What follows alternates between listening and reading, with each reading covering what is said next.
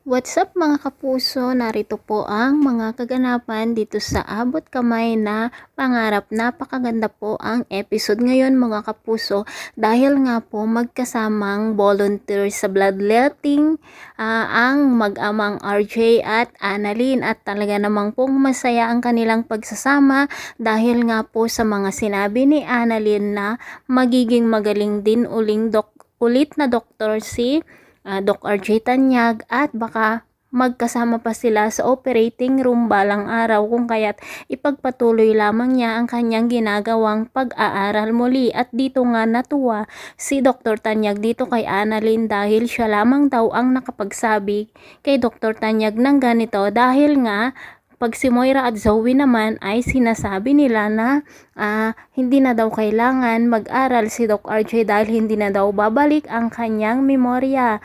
Ngunit buti na lang nandito si Annalyn na nagpapatatag at ng kanyang loob at isipan. Samantala, nagalit naman si Doc Carlos dito kay Giselle dahil nga po sa pagsunod nila ng lihim dito sa kanya. Ngunit ang pinuntahan pala ni Doc Carlos ay walang iba kundi ang kanyang anak na si Harry at sinabi pa ni Giselle na kung mayroong manglihim na tinatago si Doc Carlos dito kay Lynette ay sabihin na niya nang sa ganun nga ay hindi masira ang kanilang relasyon.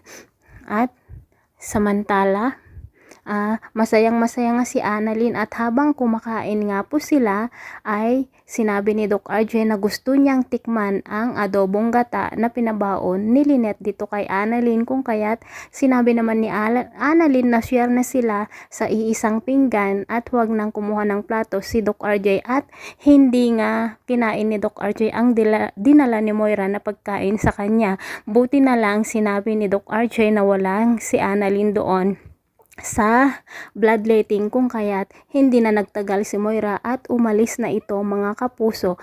Abangan po natin bukas ang kapanapanabik na kabanata mga kapuso dahil nga po dito sa babae na manganganak at si Annalyn at Doc RJ nga po ang nagpaanak dito dahil sa garahe mismo ng anak ang babae kung saan ay uuwi na silang dalawa at sinabi pa ni Doc RJ na ihatid na niya si Annalyn at nako napakasaya po ang ating bida ngayon mga kapuso kaya't maraming salamat po sa lahat ng nanonood at sana dito na magsimula na maalala ni Doc RJ ang lahat-lahat at dito na magsimula ang magiging magandang pakikitungo ni Doc RJ dito kay Annalyn. Thanks for watching. Bye-bye.